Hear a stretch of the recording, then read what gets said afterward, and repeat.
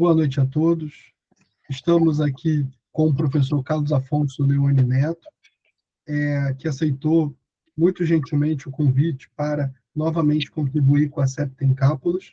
Hoje nós estamos com 6.700 membros assinantes, sendo que, a partir de amanhã, o curso do professor Carlos Afonso Leone Neto estará disponível na plataforma para visualização de toda a nossa base de assinantes.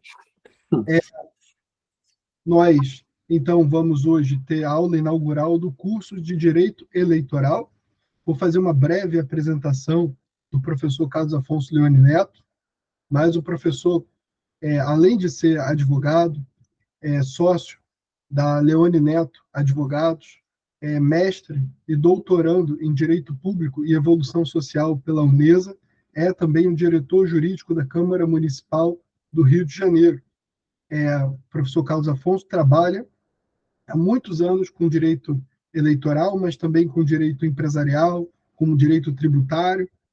Já, hoje em dia, leciona no Instituto Brasileiro de Mercado de Capitais, na FESUDEPERJ, e aqui, claro, no nosso Centro de Aperfeiçoamento Profissional, que é a Septem Cápsulas. Muito obrigado, professor, por aceitar esse convite, e vou passar, então, a palavra ao senhor.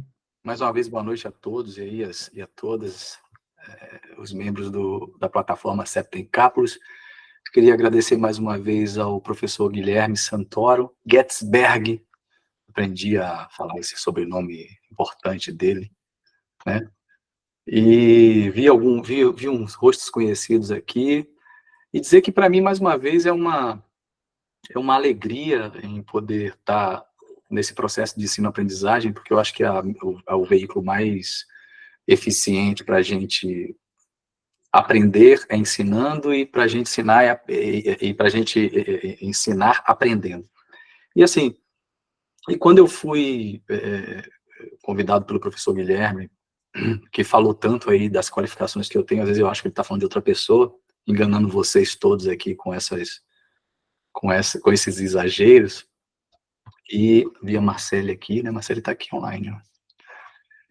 Com esses exageros em relação à formação que exerço, como advogado, seja ele dentro da esfera privada, seja da esfera pública, hoje estando como diretor jurídico do Parlamento Municipal do Rio de Janeiro, a convivência com o universo eleitoral, né, com o universo de processo democrático que a gente experimenta num país como o Brasil, ela é muito latente, a gente vivencia essa coisa no cotidiano e entende um pouco mais do que seria os bastidores prévios, durante e depois de eleições, com a rotatividade que todo o processo legislativo promove, tanto dentro da esfera do poder executivo, né, na chefia dos poderes executivos municipais, estaduais e federais, e até mesmo não apenas nos parlamentos municipais, mas nos parlamentos estaduais, federais, assim como no bicameral aí da Casa Legislativa. Tô vendo a Pietra, que está aqui também online, Guilherme, né? Chamei ela para aprender um pouco com você. Chamou ela para ver eu passar vergonha, né? Ela trabalha com direito penal. E assim, e aí eu fiquei pensando para essa aula inaugural exatamente o que eu ia abordar, e eu preparei mais ou menos aqui um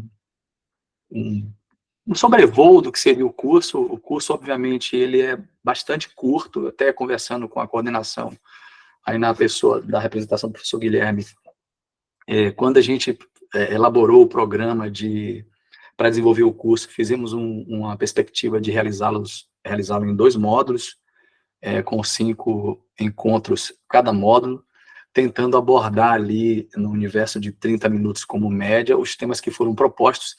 Mas eu não sei se essa coisa do professor de falar muitas vezes mais do que se deve, a empolgação foi sendo desenvolvida, sendo posta em prática, e aí, quando eu me dei conta, eu já tinha feito a gravação das 10 aulas, mas senti falta da necessidade de nós complementarmos aí, como dito pelo professor Guilherme, numa das nossas conversas, com aulas bônus, para tratar de temas referentes a outras questões que são igualmente relevantes das que já foram tratadas.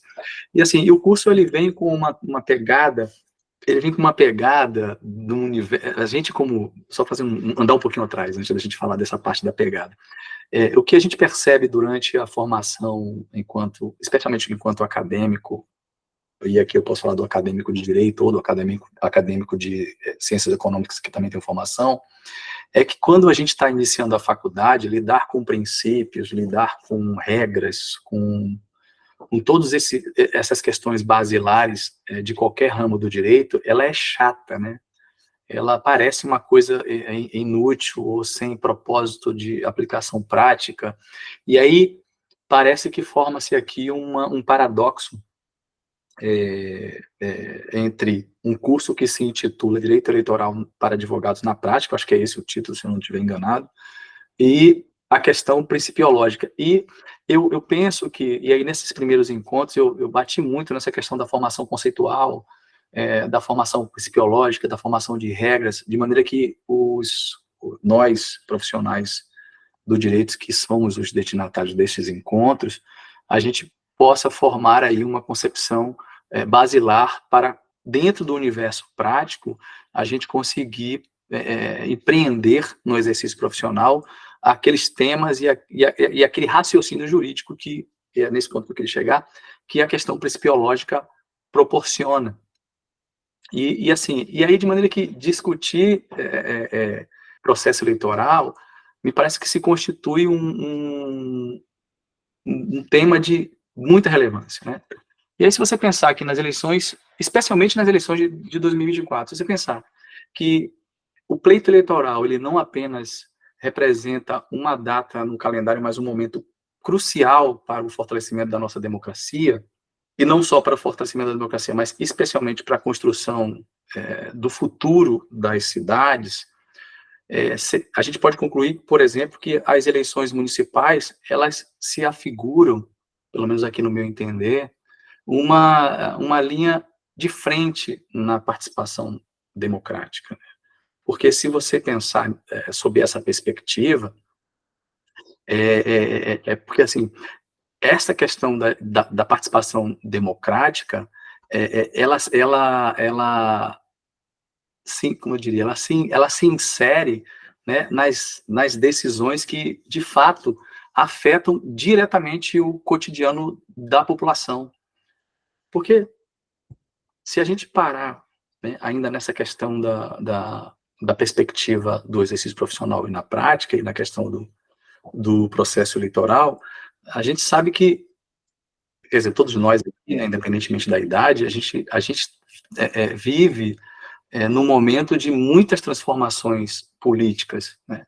E as regras que governam as eleições agora de 2024, elas refletem exatamente essas mudanças.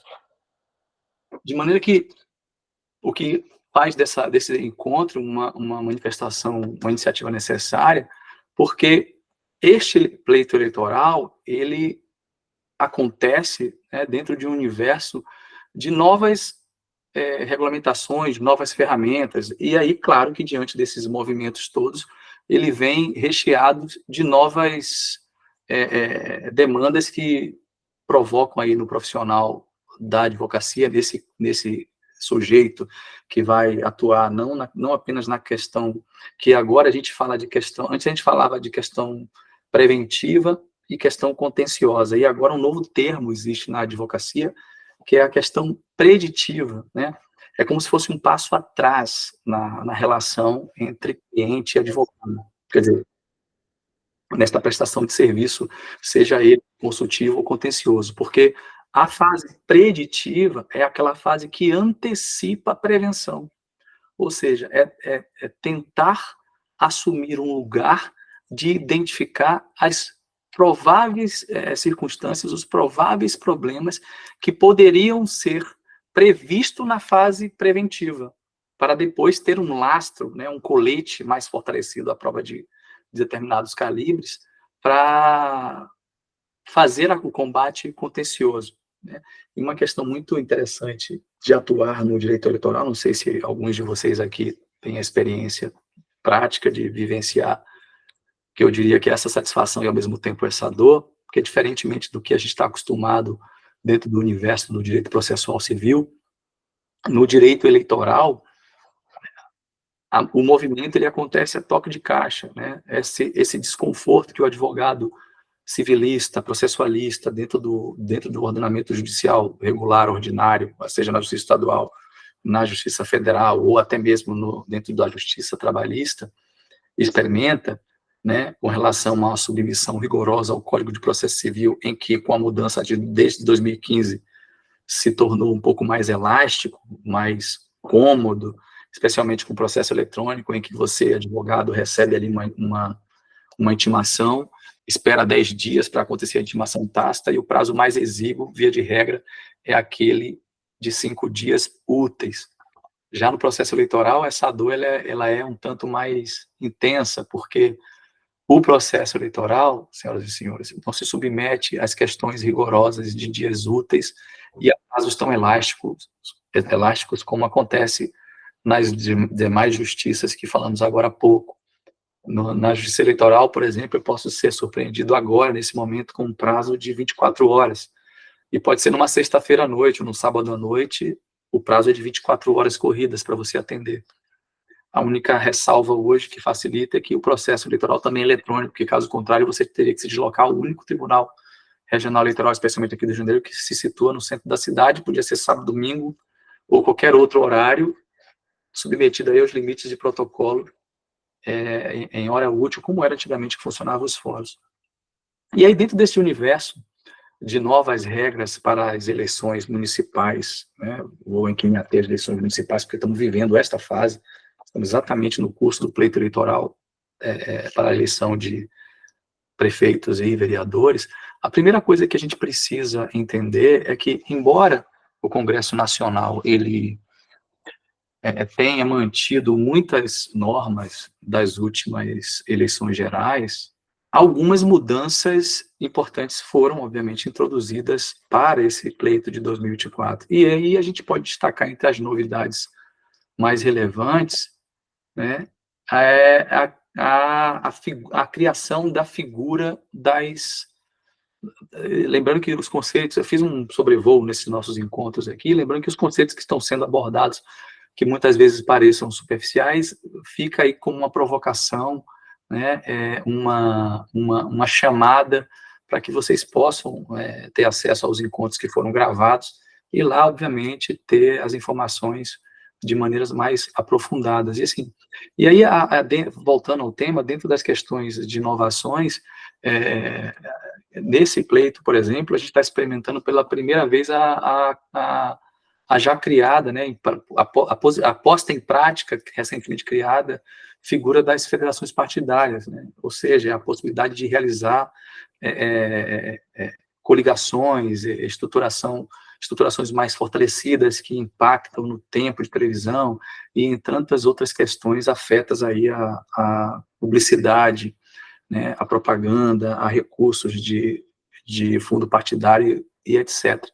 E nesta eleição é a primeira vez que surge também a possibilidade de se realizar gastos eleitorais via Pix, né? Até então, não só gastos, mas também recebimentos de doações, até então não se tinha a figura do Pix para utilização em campanhas eleitorais, em arrecadação e despesas de natureza eleitoral.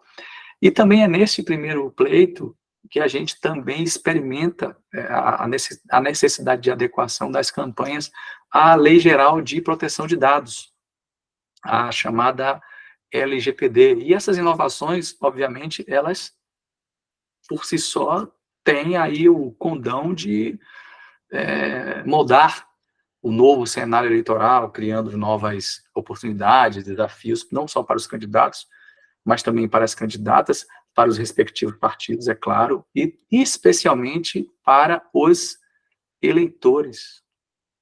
E aí, né, nesse exemplo, nessa figura jurídica que é recentemente criada, intitulada de federações partidárias, por exemplo, a gente pode vivenciar, na verdade, o funcionamento de maneira diferente dessas coligações que a gente conhece ou conhecia até então. Por quê? Porque enquanto as conhecidas coligações elas nascem, né, e se dissolvem logo após o período eleitoral, as federações ela tem natureza menos efêmera, né? Ela permanece aí juntas por, no mínimo, o período de vigência do mandato, ou seja, 4 anos, ali funcionando como um bloco unificado, tanto nas eleições majoritárias quanto nas eleições proporcionais. E isso, óbvio, para quem conhece um pouco do direito eleitoral, quem já vivenciou um pouco mais no detalhe, muda absolutamente a dinâmica e as estratégias, né? Exigindo aí dos partidos uma visão absolutamente de longo prazo, não mais daquele período tão curto que era o período restrito das coligações. E aí, como mencionado, dentre essas inovações, a gente volta, né, a experimentar essa figura do PIX de despesas de campanha, que é, obviamente, uma ferramenta que me parece promete trazer aí mais agilidade, controle financeiro para os candidatos, suas candidaturas, suas coligações e suas federações, mas que também me parece, assim como outros temas que já estavam em vigência, demanda aí uma atenção redobrada com relação à prestação de contas e à transparência, que é a dor de todo o processo eleitoral. E aí a gente falava desse primeiro ponto, que aborda essas questões das mudanças que vão ser abordadas nos nossos encontros, o impacto, né, de determinadas mudanças, e especialmente a Lei Geral de Proteção de Dados, pode trazer a esse processo democrático que são as eleições. E aí um aspecto que não pode ser ignorado por nenhum candidato ou equipe de campanha é exatamente essa adequação. Porque a gente está falando aqui de uma determinada norma especial que impõe regras absolutamente rígidas sobre como as informações pessoais, não só dos eleitores, mas de qualquer outra relação jurídica que se firme neste trânsito eleitoral, podem ser coletadas ou armazenadas e muitas vezes até utilizadas não só nesse pleito, né? Porque obviamente que qualquer candidato ou candidata com 2 neurônios que formar a sua base de dados eleitoral neste período, coletando aí e-mails, telefones, endereços, né, raça, religião, credo, cor, capacidade econômica, seja qual for o elemento sensível ou não, ele não vai, obviamente, ou pelo menos a gente acredita que não, né, se dissipar destas informações, uma vez se alcance o momento final das eleições, que é lá o dia do pleito, onde os candidatos são eleitos. Ele não vai simplesmente pegar essa base de dados e jogar fora. E, por outro lado, você imagina, se você for seguir aí as regras rigorosas da LGPD,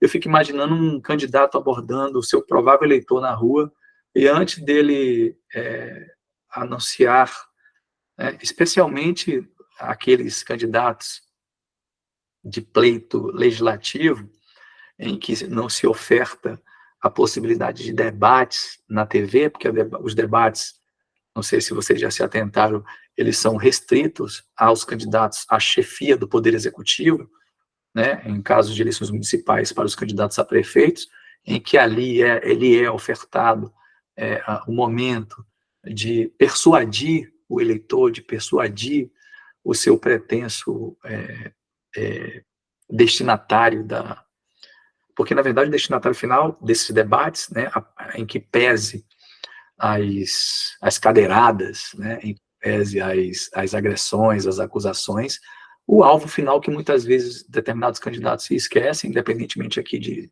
ser de esquerda, direita ou de centro, é o eleitor. E aí, fazendo um paralelo, né, sobre este tema, eu me lembro quando eu era um jovem advogado. Eu sou jovem ainda, tá? Mas eu não sou mais tão jovem. Quando eu era um jovem advogado, já se vão aí 20 e tantos anos de exercício ininterruptos, Talvez alguns se identifiquem aqui com o que eu vou dizer, quando ia fazer uma audiência, né, eu tinha a certeza que a minha tese deveria ser tão eficiente ao ponto de fazer o meu colega advogado adversário sentado do outro lado da mesa, de repente, concordar comigo, porque a minha tese era muito mais inteligente e muito mais fundamentada. E ali se travava um debate entre advogados, e aí, muitas vezes, eu, com a minha juventude, talvez outro advogado com a juventude dele ou não, nós gastávamos tempos ineficientes de tentativa de convencimento recíproco, quando, na verdade, ambos ali tinham um lado, e mesmo que ambos concordassem eventualmente um com o outro, nenhum dos dois reconheceria, né, a procedência ali das razões ou os fundamentos das convicções que a parte contrária apresentava. E aí, quando você pensa neste cenário, a gente pode fazer um paralelo com a questão ideológica, política partidária, né? E aí, você tem um sujeito de esquerda e outro de direita, cada um tem as suas convicções, cada um tem seus lados, diferentemente dos advogados que estão remunerados para escolher lados, eles ali estão numa situação muito mais passional, apaixonante, pelas questões que eles acreditam. E começa-se ali um debate entre estes sujeitos, e aí trazendo para o paralelo dos chefes do poder executivo, candidatos a prefeitos na espécie, que é a eleição que estamos experimentando, eles esquecem do destinatário daquilo que está acontecendo. E aí, num dado momento no exercício da advocacia, eu estou fazendo paralelos para a gente poder transformar isso numa questão mais lúdica. E aí, nesse universo, nesse paralelo que a gente está fazendo, em um dado momento do exercício profissional, eu me dei conta, né, que veja, no debate, estou eu versus o prefeito, eu, candidato a prefeito, versus, não sou candidato a prefeito, mas no simbolismo, eu, candidato a prefeito, versus outro candidato a prefeito, um tentando convencer o outro de que as suas ideias são mais eficientes e melhores. E o destinatário dos nossos debates, que é o eleitor, está um pouco esquecido aqui. Acontecia a mesma coisa com um processo judicial, com uma audiência. Ao invés de eu gastar energia de debater com o meu adversário, que está à minha frente, eu passei a direcionar energia para o magistrado, que está sentado aqui, que é ele que vai decidir. Assim como o eleitor é quem decide. É o eleitor quem dá a sentença final do candidato ao cargo eletivo, seja ele do Poder Executivo ou do Poder Legislativo. É ele quem digita o número e aperta a tecla verde e decide quem vai ser eleito. Então, na verdade, os candidatos, assim como nós advogados, precisaríamos nos atentarmos de que o destinatário dos nossos esforços tem que ser direcionado, quer dizer, os destinatários devem ser aqueles que vão apertar o botão verde. No nosso exemplo aqui do nosso curso, é o eleitor, é o cara que sentencia a eleição, e no caso do exercício profissional da advocacia, é o magistrado, é o cara que sentencia o resultado de um processo, é ele quem decide quem ganha ou perde.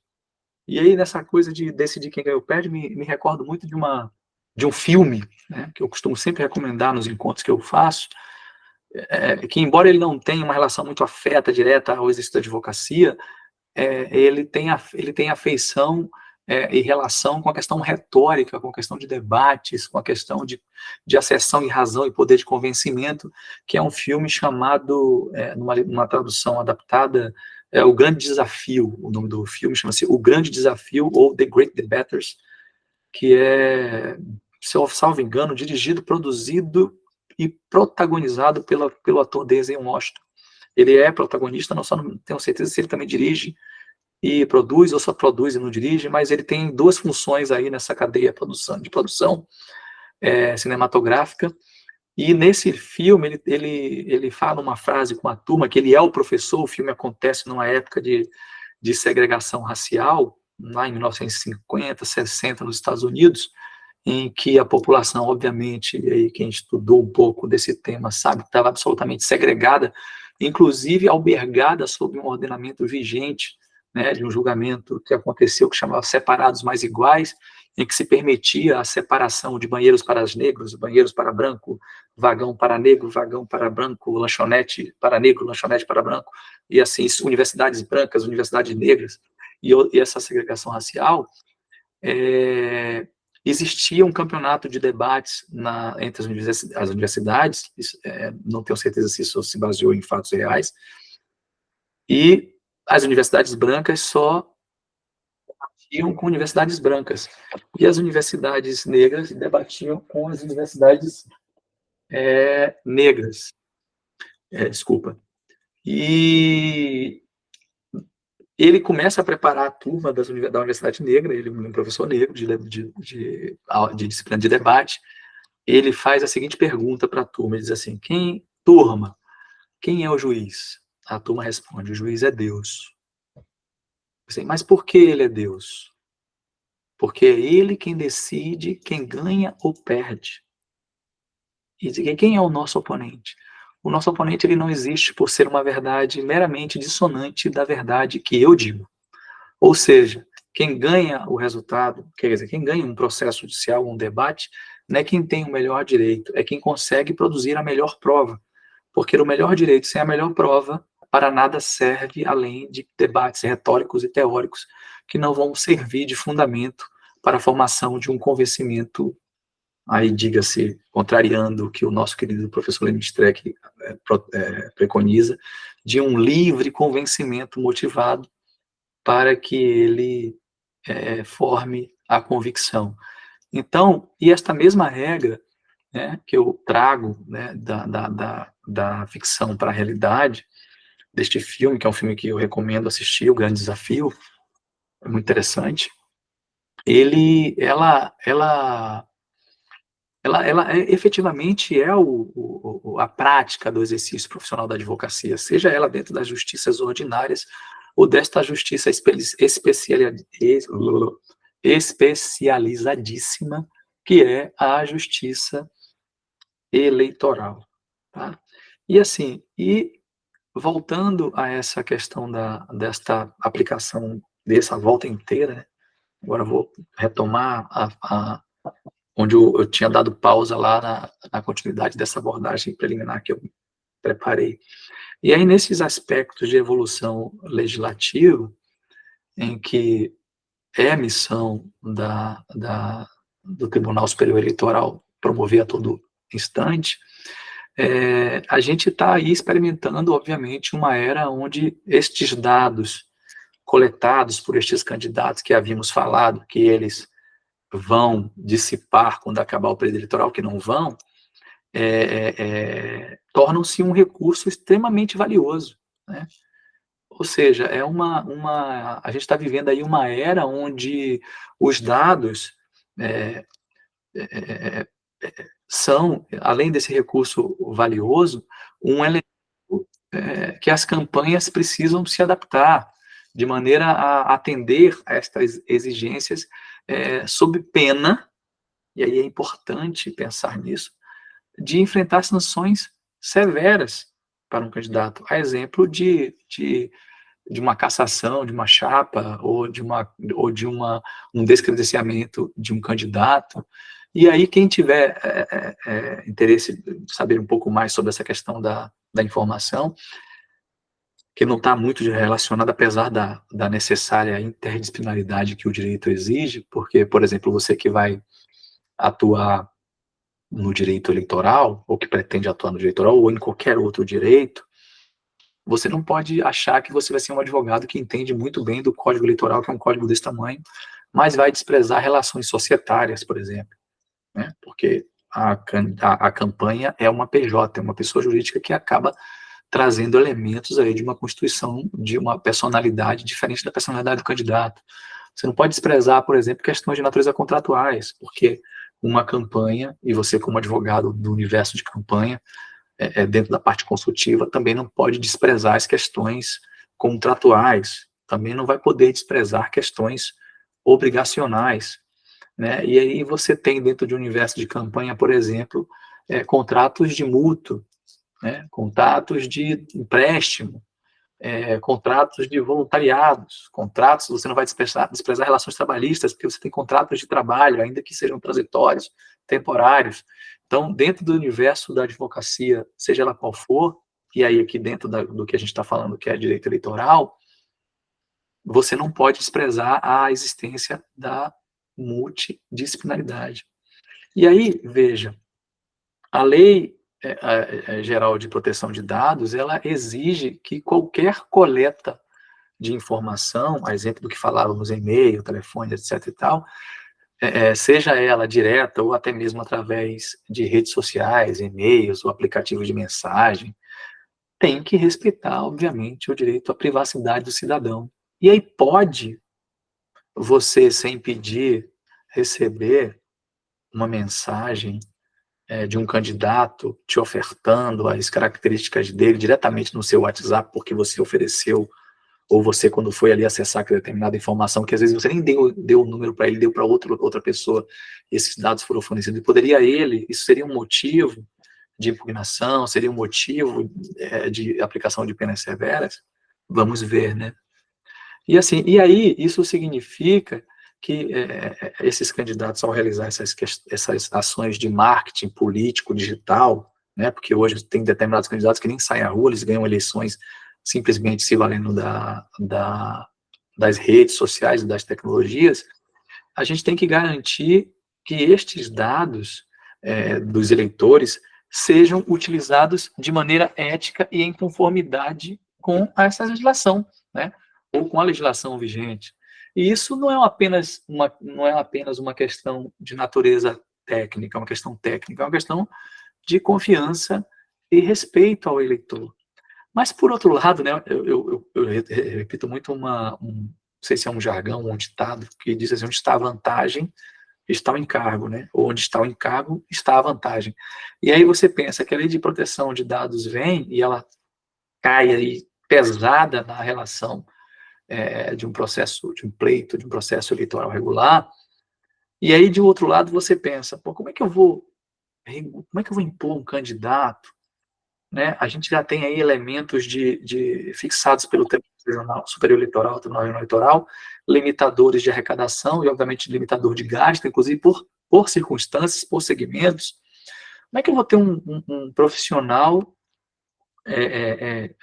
de gerenciamento de dados ou de banco de dados que faça aí um programa de LGPD para as candidaturas de maneira que eu possa assegurar, antes da abordagem de um possível eleitor na rua, né, nesses tempos tão corridos, aí, abordar aqui, por exemplo, o Igor Castelo Branco de Araújo e dizer, Igor, eu queria te mandar materiais sobre o meu projeto de campanha, sobre as minhas propostas.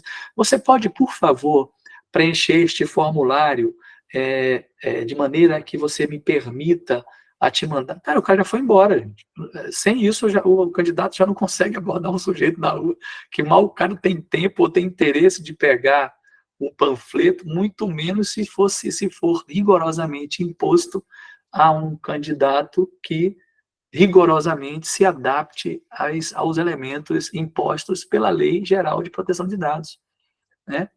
E outro tema que também já vinha sendo debatido no último pleito eleitoral para presidente da República, né, com mais intensidade e que, obviamente, virou a bola da vez, talvez, não sei se deve estar isso nos top 10 dos trends das grandes redes, que é a tal da fake news e desinformação, né?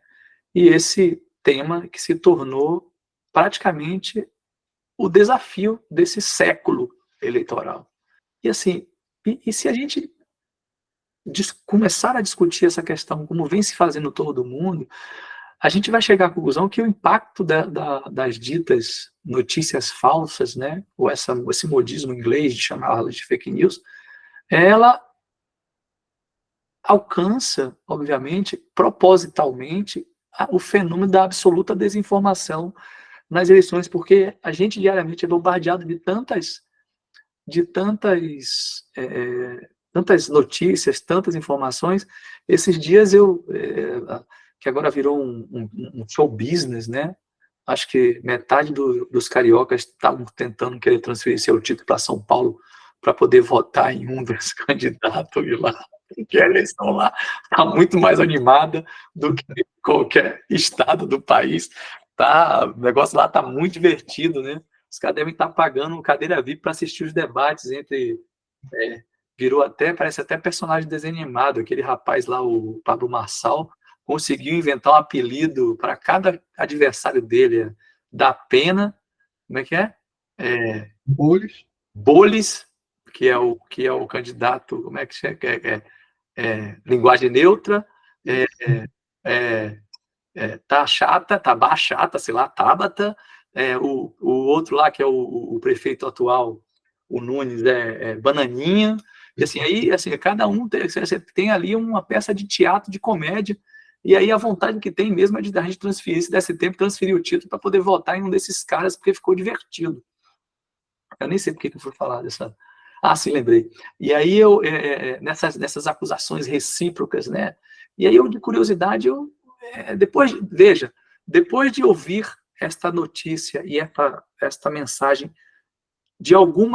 por algumas vezes, por alguns veículos diferentes, por algumas formas diferentes, eu, antes de absorvê-la como uma verdade absoluta, que é assim que acontece o processo de absorção e o processo de difusão, né, destas narrativas, eu fui fazer uma pesquisa se realmente o Pablo Marçal tinha sido condenado por formação de quadrilha ou por associação criminosa, por ter praticado todas aquelas fraudes de simulação de sites bancários com o template dos principais bancos para capitanear dados de uso de correntistas e fomentar a fraude financeira, seja com pessoas idosas ou não. E eu fiquei perplexo, porque é verdade, eu peguei o processo, eu li o processo de curiosidade, e efetivamente teve uma sentença que descreve pormenorizadamente esta conduta criminosa, de associação criminosa. Efetivamente, que a condenação ele não traz uma conduta típica específica dele, né, neste conglomerado criminoso, nesta concorrência formal, material de crime, mas imputa a ele uma participação nessa associação criminosa e está lá ele entre os sujeitos condenados à reclusão e etc e tal, e é verdade, né? Agora, só, independentemente das convicções de partido, de ideologia ou de o que quer que seja, eu acho que cabe a nós, cidadãos, não apenas dentro do universo das eleições, mas também dentro do cotidiano, né, das informações, nos preocuparmos de que maneira que você recebe, trata e divulga determinados temas. E aí, veja, neste quesito, o Tribunal Superior Eleitoral brasileiro, ele tem reiteradas vezes emitindo alertas sobre a gravidade da disseminação dessas ditas notícias falsas, principalmente, e aí não há dúvida, através das redes sociais e de aplicativos de mensagens. E aí, as eleições de 2024, né, eu digo até nos nossos encontros que muitas vezes eu me refiro às eleições de 2024, e deixando claro que, apesar de ser um curso que acontece nas eleições de 2024, nós não tivemos muitas mudanças legislativas do regramento legal das eleições de 2020 para cá. Logo, é provável que haja 2020 e 2022 para cá, né? Tivemos eleições de 2020, 2022 e 2024. Nós não tivemos muitas mudanças, salvo essas questões de LGPD e outras pequenas, dentro desse arcabouço legal do direito eleitoral.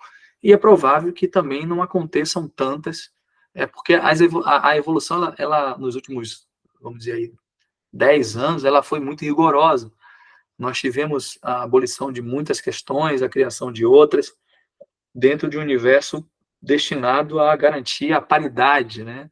A diversidade, o alcance das minorias, a probabilidade de se dar voz a todos, independentemente aí das circunstâncias que cada um vive. E assim, e aí o TSE ele vem nesse universo e nessas posições construídas, formalizando, reforçando a possibilidade de responsabilização penal. E aí a nossa queridíssima primeira-dama pode falar mais disso, sobre penal, que é a área que ela atua. Ele vem trazendo essas questões, inclusive de natureza penal, para alcançando aí especificamente aqueles sujeitos aí, vamos dizer assim, desatentos, né, que vêm utilizando indevidamente os meios de comunicação para promover a chamada desinformação.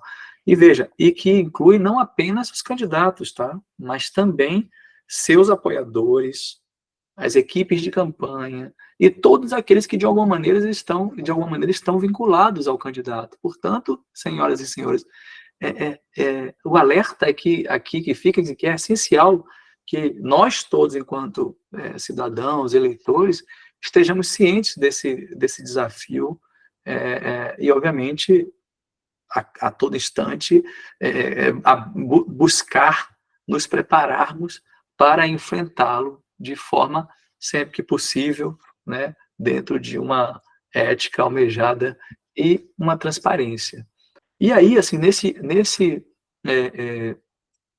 nesse apanhado que se faz nesse curso relâmpago de direito eleitoral, espero que o Guilherme não invente uma parte 2, a gente acaba também abordando outros temas, a exemplo do que seria o processo, e entrando no direito eleitoral propriamente dito, de candidaturas, né, que é, claro, um passo aí, o processo de registro de candidaturas, que é um passo aí, obviamente, indispensável, antecedente, para que todo e qualquer candidato ou candidata se habilite, né, ou esteja habilitado para se submeter ao sufrágio universal do voto, dentro de um processo democrático, num Estado democrático de direito, que é outra frase que virou quase que uma música daquelas cujo refrão não sai mais do ouvido.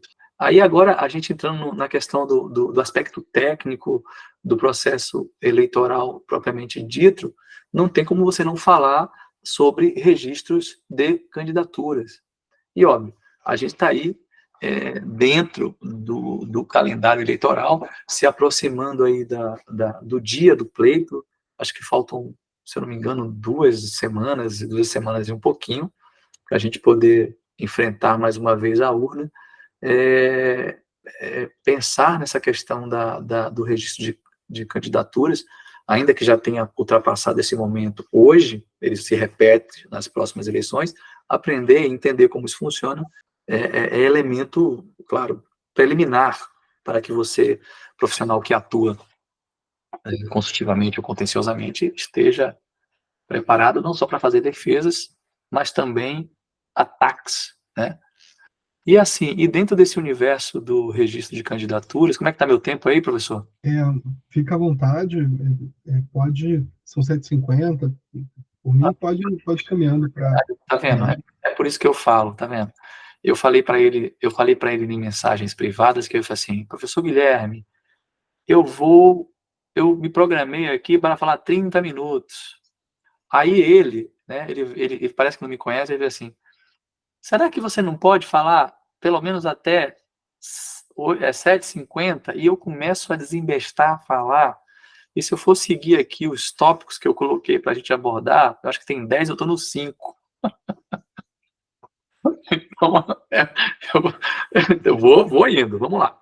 E aí, gente, a gente dentro mas aí qualquer coisa, como a gente está fazendo uma abordagem geral dos temas, e esses temas aqui que eu preparei para falar sobre uma perspectiva um pouco mais lúdica, mais metodológica, mais diminuta, nesse nosso primeiro encontro intitulado Aula Magna, ou Aula Inicial, não sei como é que a gente chama, eles serão, né, eles já foram, na verdade, que já está gravado, né, eles já foram abordados nos encontros que foram disponibilizados para a Septem Cápsulas, colocar aí à disposição de vocês que queiram seguir com este aprendizado. E aí, voltando aqui à questão do registro de candidatura, a gente tem dentro do universo atual o sistema Candex, que é a ferramenta que centraliza todo esse processo. E assim, esse sistema ele pode ser considerado a porta de entrada para as eleições.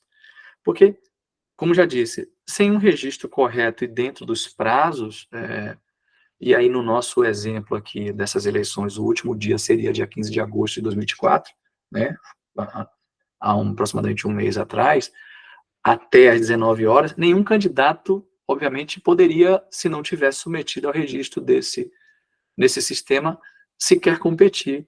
E assim, este é um processo que envolve uma série de detalhes burocráticos ao extremo. A exemplo da apresentação do demonstrativo de irregularidade de atos partidários, a chamada DRAP, né? E, claro, o requerimento de registro de candidaturas, a RRC.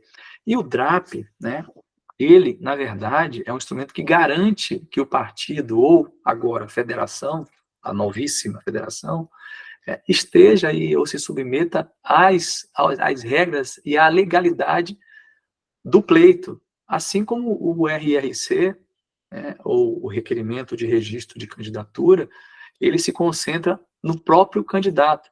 Ou seja, enquanto a DRAP tem um alcance mais elástico no que se refere aí ao partido ou à federação, o registro de requerimento de candidatura, ele ali é personalíssimo, é vinculado a cada candidato. E aí, veja, um dos pontos sensíveis, ou eu diria mais sensíveis desse processo, obviamente, e aí a tão assustadora que todos os candidatos se pelam de medo, declaração de bens, né, e a apresentação das certidões criminais. E aí são elementos nessa fase preliminar cuja a finalidade, pelo menos essas duas últimas, não apenas as certidões, mas a declaração de renda, obviamente o quê? É preservar a transparência como elemento fundamental. Ou seja, o candidato que oculta informações ou apresenta irregularidades, obviamente que vai estar comprometendo a sua própria credibilidade. Então, e a credibilidade e a reputação de um candidato, ele na verdade, aí o capital mais importante para a continuidade, para a perenidade de uma carreira política. Porque, como diz o ditado, não basta, é o ditado da mulher de César, né? Mulher de César, não basta ser, tem que parecer ser. E parecer ser depende de um instrumento de formalidade, instrumento de abertura das características patrimoniais e pessoais de cada candidato. E aí, não me aprofundando nesse tema, que a gente está explorando isso lá nos nossos encontros, a gente pode falar também de outro elemento igualmente importante, que vem ganhando espaço, não só nos pleitos de cargos eletivos, de chefes de executivo, mas também do próprio legislativo, que são as regras para a substituição de candidatos, mas especificamente a questão das cotas e de gênero, né? A gente experimenta aí os movimentos do Poder Judiciário, estabelecendo a quantidade mínima de mulheres, negros, etc. e tal, em seus quadros. Recentemente, o Conselho Federal da Ordem dos Advogados exigiu a mesma regra numa determinada proporção, e você tem essa difusão, esta regra ampliada para vários segmentos da sociedade. E óbvio que isso se torna um aspecto relevante, né, que para além da questão de gênero, essas questões das cotas. E nesse processo pós ultrapassagem aí das questões das registros das candidaturas, existem as circunstâncias em que é possível substituir candidatos. E ali, nas normas, estão previstas as regras que permitem que isso aconteça até determinada data. Neste pleito eleitoral, por exemplo, até o dia 16 de setembro, há 2 dias atrás, exceto, obviamente, em caso de falecimento, se podia fazer a substituição de candidatos. Em se tratando de falecimento, a substituição, na verdade, ela só pode ser feita até 10 dias após o fato, porque, obviamente, que todo sistema, para funcionar, ele precisa ele depende de uma infraestrutura de abastecimento das urnas, alimentação de dados, propaganda eleitoral, distribuição de fundos, arrecadação. Então, e obviamente que um candidato pode, por exemplo, morrer faltando 2 dias do pleito. Aí como é que você substitui esse candidato para que concorra às eleições, ocupando aquela vaga do partido, por exemplo, né? E aí, passada essa questão da substituição, a gente tem efetivamente a questão sensível, que é a questão das cotas e de gênero. E óbvio que eu não sei se todos aqui sabem, se não sabem, vão saber, porque a gente aborda isso lá especificamente. Atualmente, a gente tem como obrigatório que cada partido ou federação reserve, no mínimo, 30% das vagas para candidaturas femininas. E aí, veja, o respeito a essa regra, existem outras que são, mas esta é inegociável. E qualquer partido que não cumprir essa regra corre o risco de ter o registro de candidaturas indeferido. É gravíssimo, coisa séria. E isso é mais a gente, veja, eu pelo menos encaro dessa maneira, eu vejo que isso é mais do que uma exigência legal. Me parece que a intenção do legislador foi dar um passo aí, dito fundamental, para garantir, me parece, maior representatividade nas casas legislativas, porque se você pensar que a representatividade, ela decorre da dor, ela decorre da experiência, ela decorre do sentimento e da vivência, ninguém melhor do que o sexo feminino para representar o sexo feminino no parlamento, dando voz, né, aos mandantes através do seu mandatário. Ninguém melhor do que um cadeirante para representar as dores, né, e as dificuldades e os centros de interesse de um cadeirante, porque nós aqui, não sei se tem algum cadeirante entre nós, passamos inúmeras vezes pelas mais variadas espécies de terrenos acidentados, e óbvio que para nós, que não experimentamos essa dor, passa desapercebido, às vezes um batentezinho de 2 centímetros que a gente passa sem nem fazer um esforço de levantar o pé, para um cara que está numa cadeira, uma moça que está numa cadeira, uma criança que está numa cadeira de roda, é um terror. E aí eu vou usar um exemplo muito básico, que me irrita profundamente, e toda vez que eu experimento isso, eu penso nessa questão do cara da cadeira de roda. Eu não sei se vocês aqui frequentam o supermercado, quando eu vou ao supermercado e que eu vou empurrando o carrinho, às vezes, entre um espaço e outro, tem aquela miséria daquele que chama gelo baiano, um negocinho amarelo que tem no chão, e às vezes você vem ali com um carrinho de compra, cheio de compra. Gente, passar aquele gelo baiano com um carrinho de compra para chegar na vaga do carro é a visão do inferno.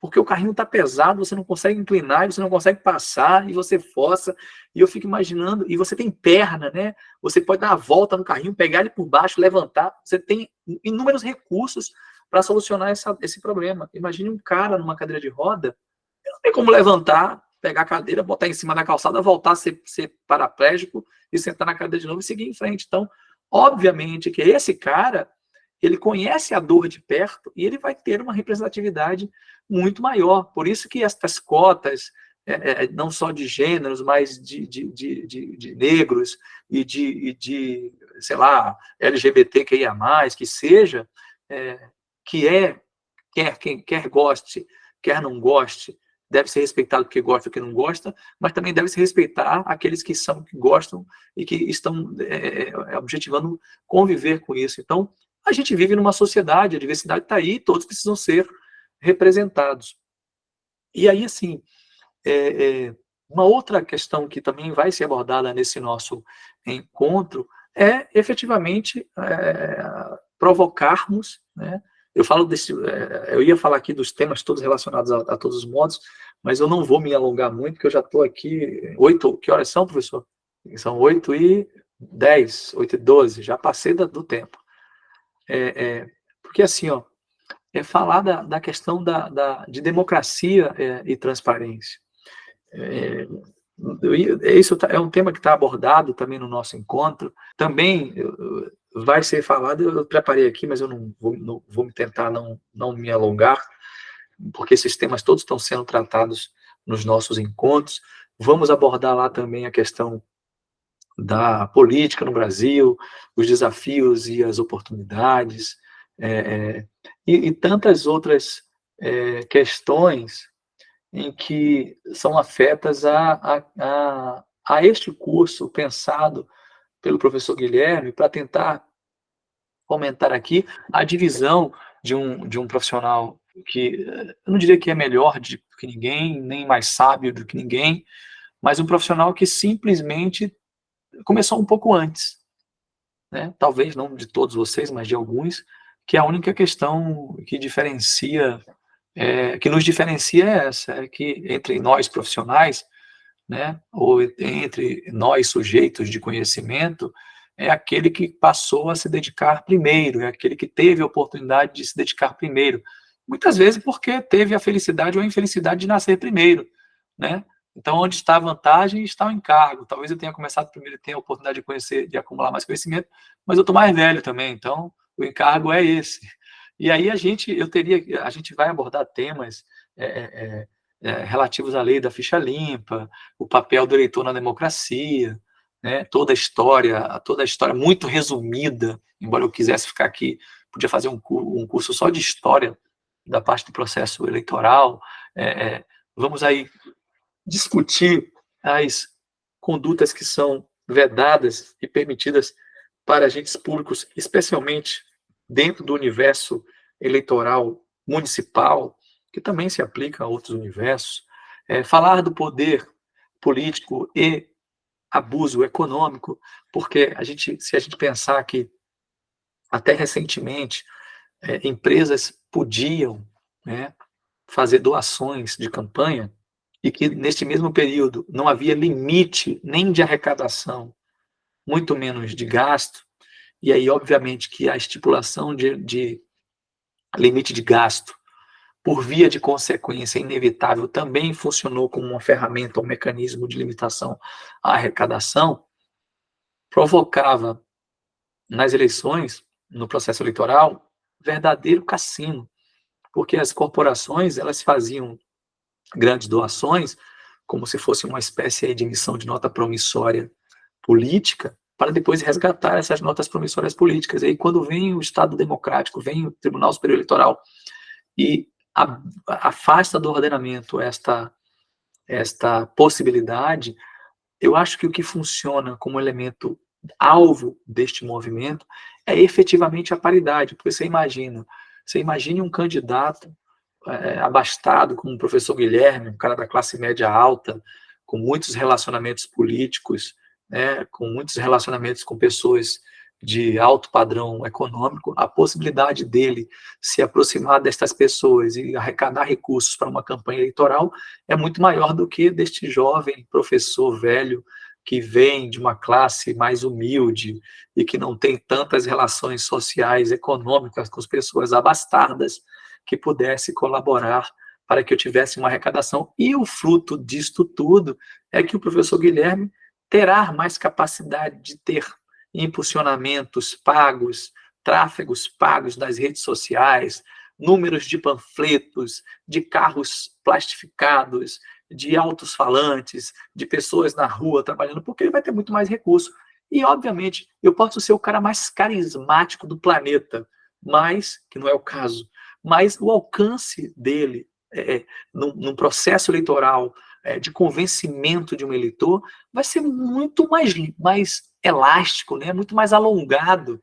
Então, quando você vem e diz, olha, professor Guilherme, parabéns por você ser um cara muito bem relacionado socialmente, conhecer toda a sociedade rica do Rio de Janeiro, mas, infelizmente, você só pode gastar R$3.000 por campanha. Estou dando um exemplo, não é esse o limite, cada cargo tem um limite, que vai ser mencionado nos nossos encontros.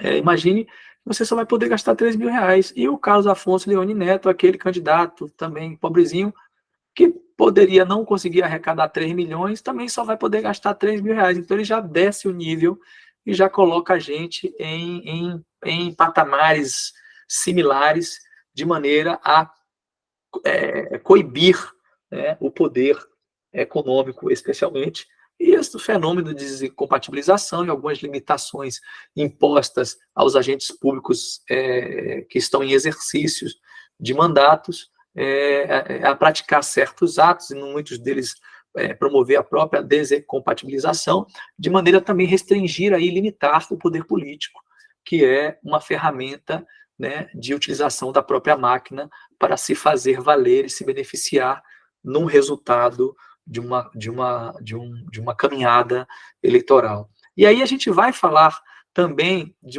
um tema que vem sendo deflagrado nas últimas eleições, especialmente nas eleições de 2022, né, ou 2020, que é a questão do abuso de poder dos meios de comunicação religiosos, não só dos meios, mas da própria religião em si. E aí, caminhando mais para o final do curso, vamos falar de procedimentos legais no ano eleitoral e, por fim, abordar aí, de maneira um pouco mais aprofundada do que falamos aqui, os temas afetos ao registro de candidaturas no processo eleitoral. Essa é a pretensão deste nosso encontro. Eu queria, mais uma vez, agradecer a paciência de todos vocês. Eu sei que direito eleitoral, muitas vezes, é um tema jurídico que está um pouco distante, apesar de ser um tema familiar, porque a gente experimenta, revive e vivencia isso a todo instante, de 2 em 2 anos, mas dentro do universo do direito, ele causa na gente, assim como o direito de propriedade, eu costumo dizer, uma certa afetividade, né?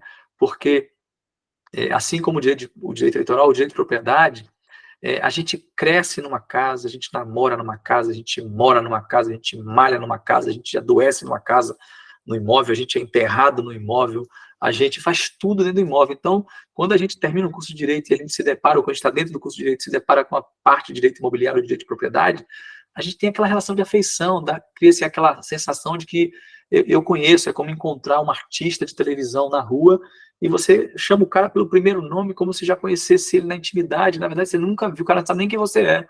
Então, o direito eleitoral, apesar de ser um terreno árido dentro da esfera do direito, ele, ao mesmo tempo, de forma paradoxal, ele causa essa sensibilidade, essa sensação de alguém conhecido. Por quê? Porque desde pequeno você está ali imbuído, submetido aos programas políticos, eleitorais, compulsórios nos rádios, TVs, etc, etc e tal. E dentro do curso a gente também vai abordar outras questões efetivamente direcionadas ao ponto de tecnologia, de que maneira que isso impacta as eleições, de que maneira que isso é importante para o exercício da advocacia, onde está o encargo, onde está a vantagem. Então, assim, esses são os propósitos. Espero que vocês tenham gostado, que não tenha sido tão enfadonho, né? Para mim não é. Eu sou chato pra caramba, vou ficar aqui falando até morrer. É difícil começar, mas quando começa não acaba nunca. E eu queria encerrar, né, graças a Deus, esse nosso encontro embrionário, preliminar, agradecendo a participação de cada um de vocês em prestigiar este nosso modesto encontro, e mais uma vez agradecendo a Septem e ao professor Guilherme pela renovação do convite. Convido os senhores a assistirem o curso de Controladoria Jurídica, que é uma questão absolutamente interessante para quem quer exercer a advocacia privada no universo, fazendo mexer aqui, hein, professor Guilherme? Não é nem para mim, é para a Septem, que quer exercer a advocacia privada e ter um contato com essa expertise de gestão de escritório de advocacia, tornando-se um empreendedor da advocacia e não apenas um peticionante e um realizador de audiências e sustentações orais, que é a única coisa que nós somos preparados dentro da faculdade. Nós não somos preparados para empreender e para gerir negócios. Muito obrigado e foi bom estar com vocês. Muito obrigado, professor. Não sei se algum colega aqui gostaria de fazer um comentário. O forte mesmo é sempre muitos que vão assistir gravado. Eu só gostaria de deixar aqui algumas palavras.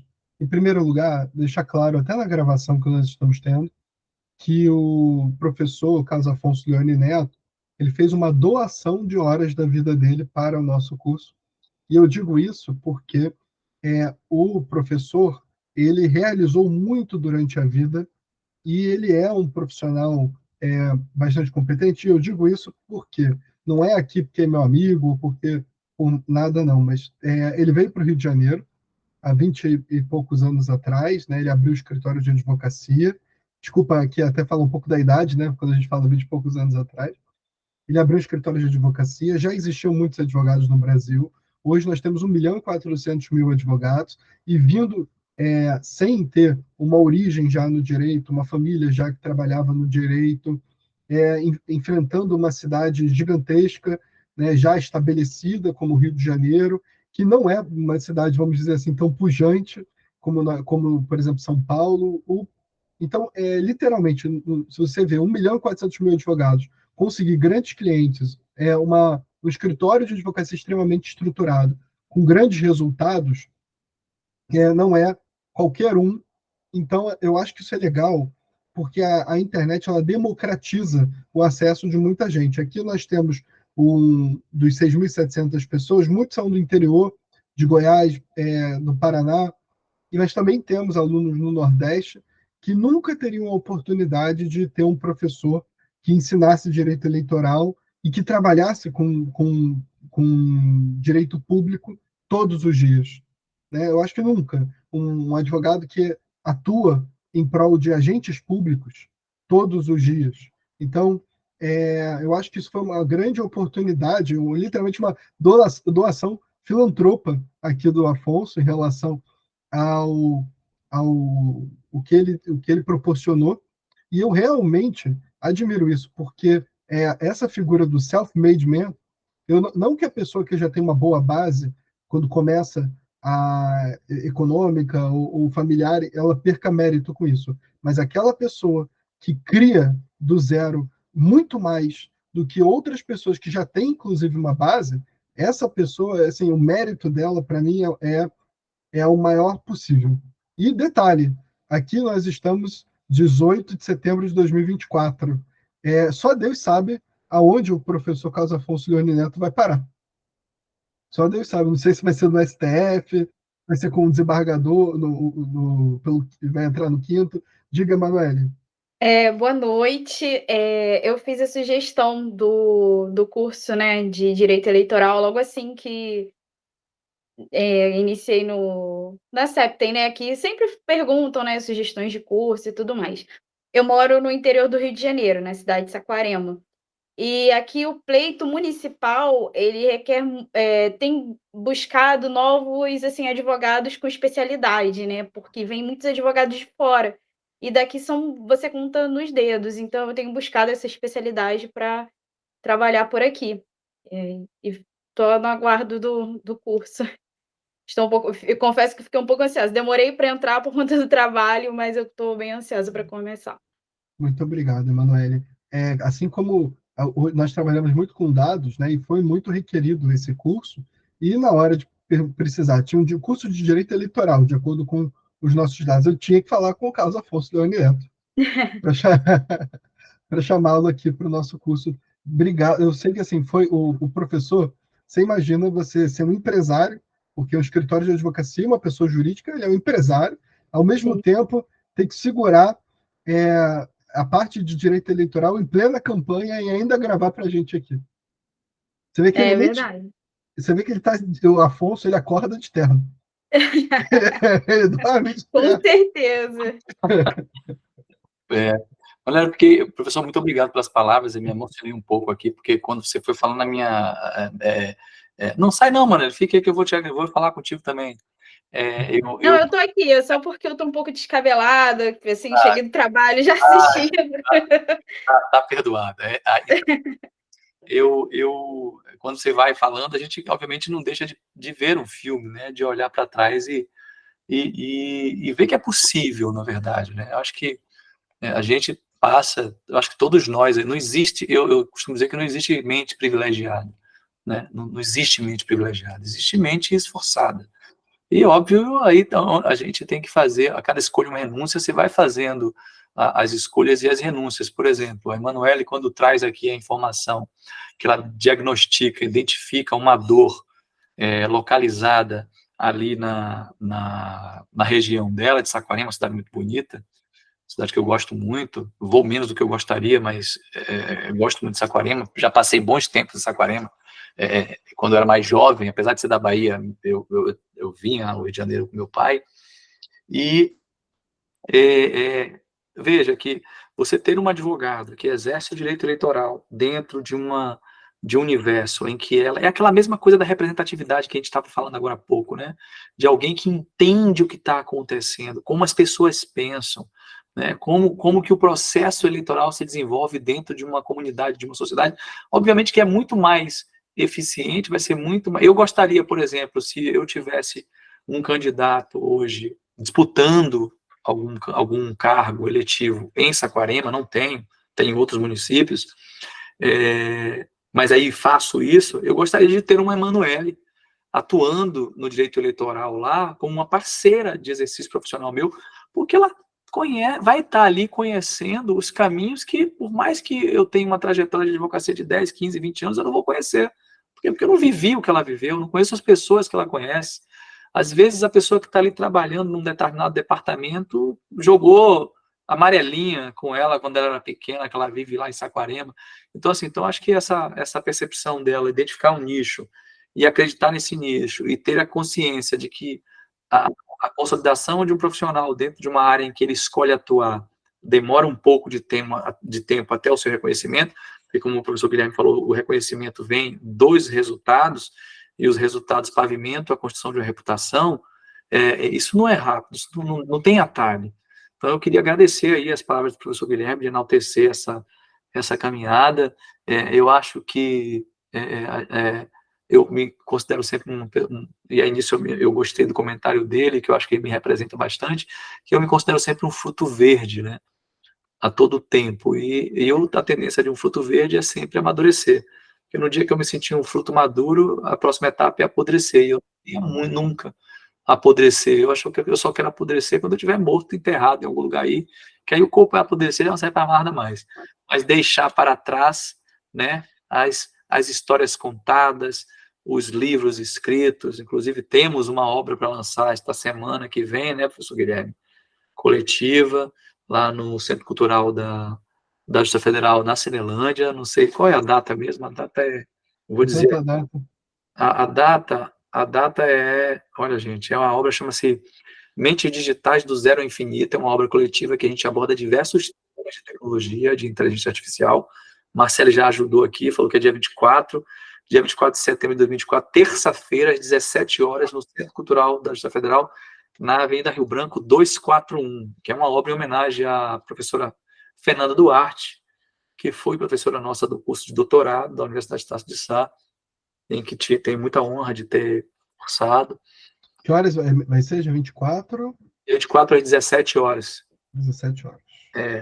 Podia fazer um marketing aí na plataforma da Septem, do lançamento, hein? Pode ser. Vamos fazer. Da publicidade. E aí vocês estão todos convidados, eu estarei lá, eu sou um dos coordenadores da obra, humildemente, e a homenageada é a professora Fernanda Duarte, que é a juíza federal do Tribunal Regional da 2ª Região, titular da 3ª Vara Federal de Execuções Fiscais do Rio de Janeiro, uma juíza muito respeitada, não apenas no meio judiciário federal, mas também no universo acadêmico, professora da Universidade Federal Fluminense, professora da Estácio de Sá e de outras instituições, inclusive em Portugal. Esta obra também é uma publicação é uma obra internacional, uma obra que vai ter publicação simultânea em território brasileiro e território europeu, partindo de Lisboa, de Portugal, desculpe, pela GZ.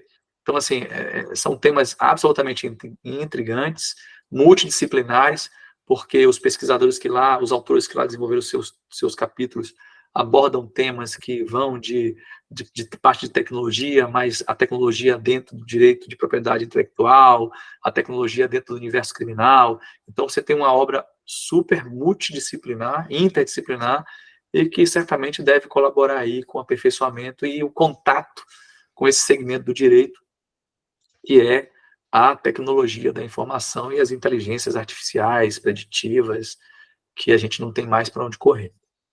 Tá? Mais uma vez, obrigado. Obrigado.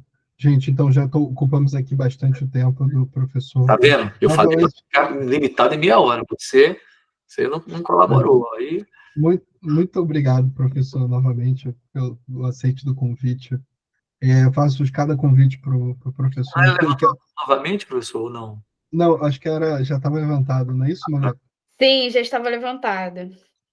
Gente, boa noite, então. Muito obrigado a todos também presentes. Amanhã nós vamos ter bastante acesso. As pessoas provavelmente vão procurar o professor nas redes sociais. E, inclusive, a Carlos Afonso Leone Neto, com 2 Fs e Y Leone Neto. Não podemos esquecer do Neto. Né? Não é o avô do professor, é o próprio professor. Muito obrigado, então, novamente a todos. E vamos finalizar aqui a gravação e a nossa aula inaugural. Muito obrigado, professor. Boa noite. Boa noite a todos.